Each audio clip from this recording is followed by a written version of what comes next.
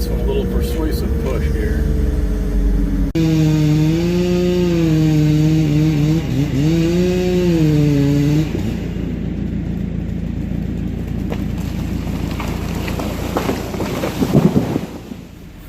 When I was a kid, I guess I kind of still am a kid, at least I think of myself as a kid a lot, but I used to think that working in the snow and the cold, I used to think that was the greatest thing there was.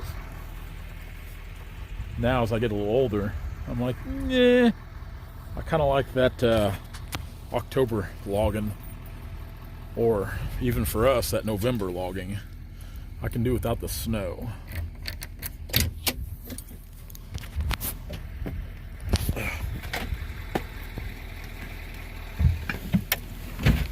Here, start this thing up.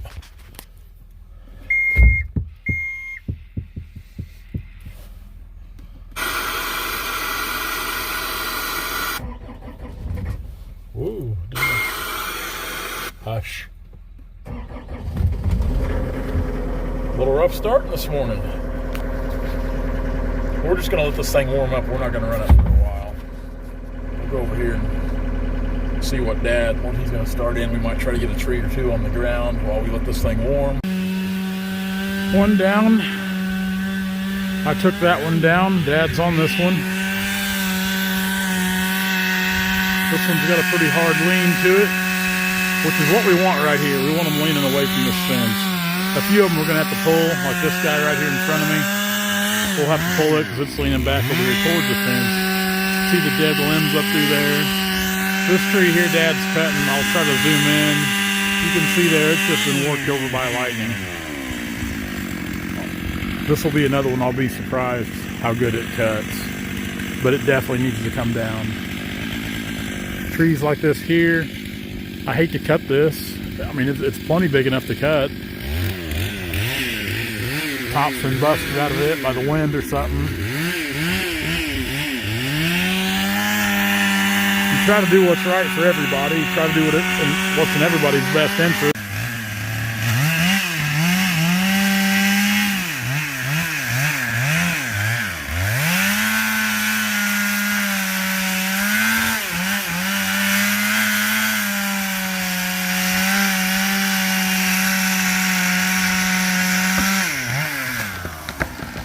Don't you do it now. Come on. There we go. There we go. I can't believe how good that one cut. Hard lean on it. That's why Dad didn't clip that back spur over there. These things are really surprising me with how they're cutting, even though they're in bad a shape as they're in. You look at this tree. It's just been pummeled by lightning.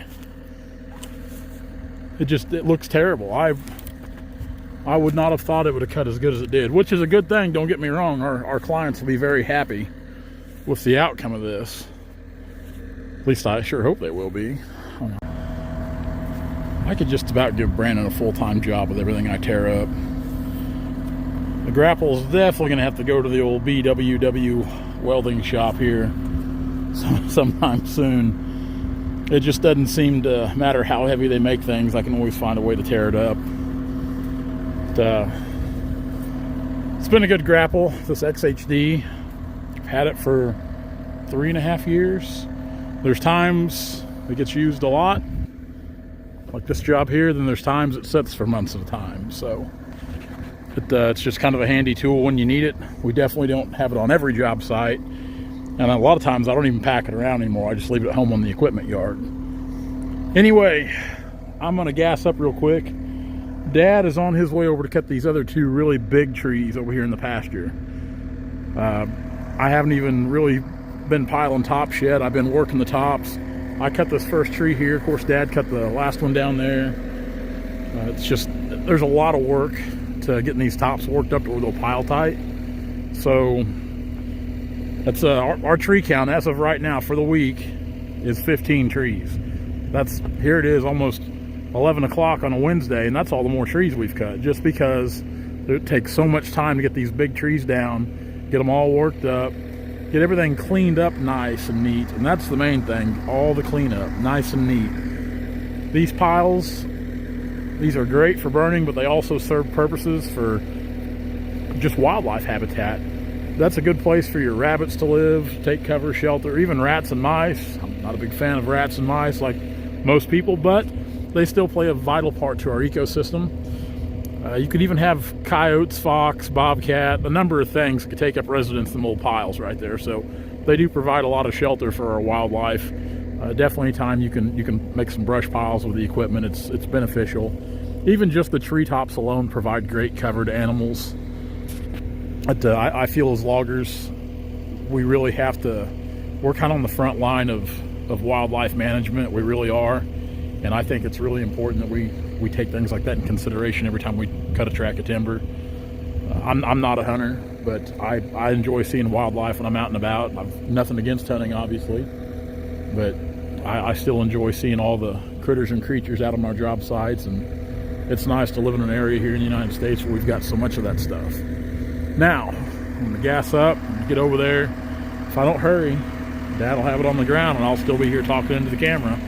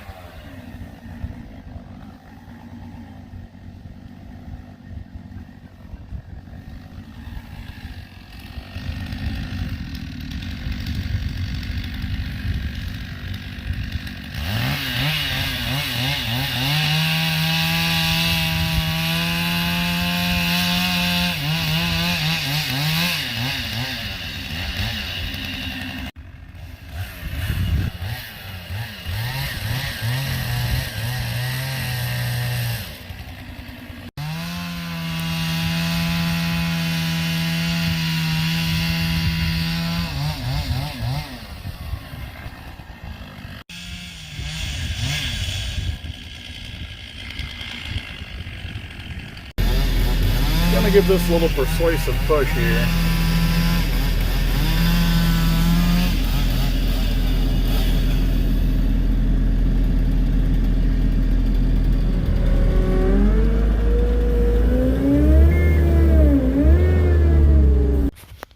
So up there, you can see him hanging out right there. Little squirrel. He probably lives in that hole right there. So, lucky for him, we're not going to cut his house down. Not today anyway. I've got one little pile of brush there to pack down to the brush pile, and Dad's getting ready to bring that big guy out there down. I've got to fill up with Def. We just got back from lunch and I had to pick up some of this nonsense. This John Deere has a drinking problem. It drinks a lot of diesel and it drinks a lot of DEF fluid. So far, that's about my only complaints with it, is its drinking problem.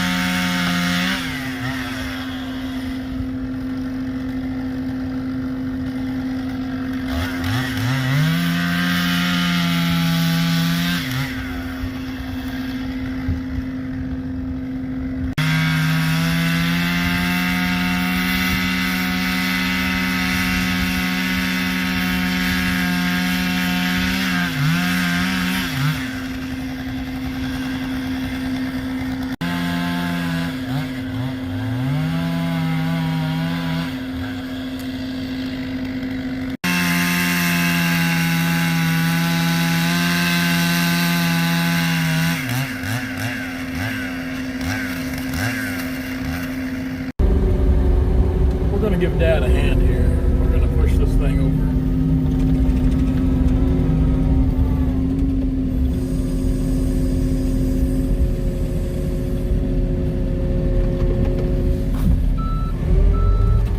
Oh, that one is bad. That's been the worst tree we've cut yet.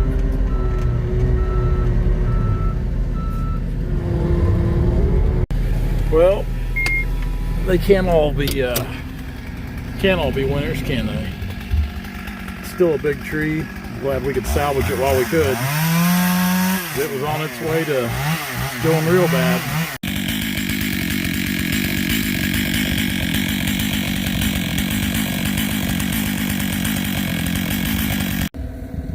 It takes a lot of time to get all these things worked up.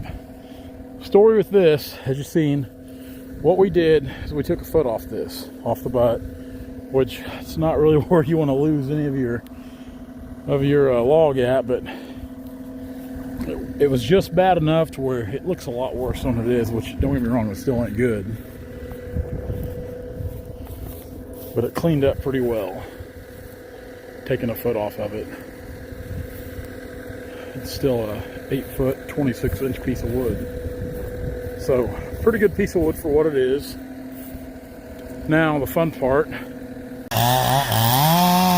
is the first tree I cut on Monday.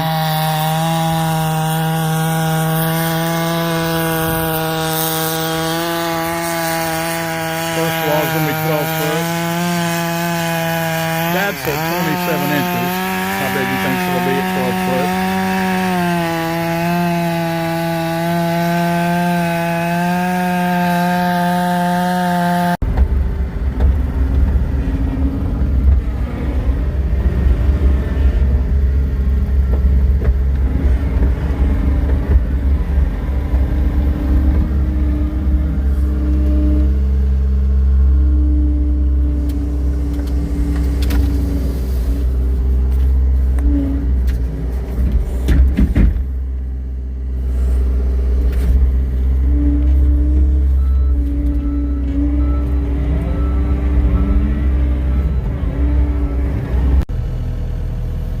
Nice compact pile.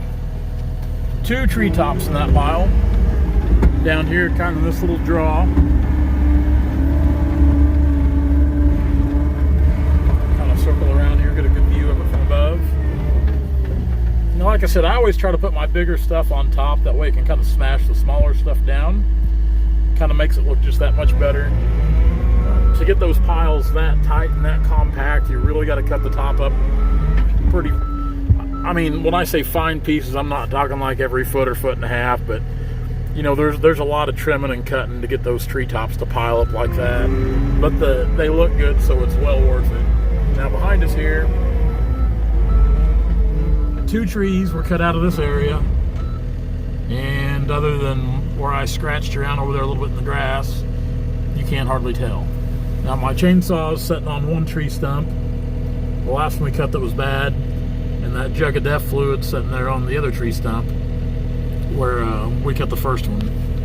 And the one in the middle is the squirrel's home, which we might cut it someday, but not today, not this go around, but someday.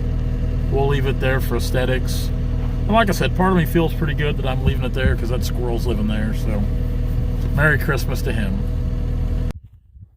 So concludes another day in the timber. I'm leaving a little earlier today than I did yesterday. Got everything done we need to do today. Thing is cleaned up, swept up. Tomorrow, I'm hoping it warms up a little bit because I'm gonna have to jump on the skidder tomorrow for a little bit. And being in that skid steer's kind of spoiled me with the heated seat and the heater. I usually leave the windows open, but it's still nice having that hot air blow on you. We've got, I think tomorrow we're gonna just cut 3 trees to finish up this project right in here. All 3 of those trees got to be pulled, so, and they're not going to be easy to pull because they're hard leaning trees, so it'll definitely be kind of a long day as far as that goes, because a lot of times pulling trees it's pretty time consuming anyway. Then top it all off, sometimes it's kind of stressful. So when you got trees this big leaning back towards the fence, the last thing I want to do is tear up a fence, because I don't like building fence. I don't like fixing things either. So that's on the agenda for tomorrow. That's a beast. It'll be 30 plus inches at 8 foot on the first cut, then probably close to 30 again. Second 8 foot piece, a lot of material above that. A big top on it. Hard to pull. Hard to pull.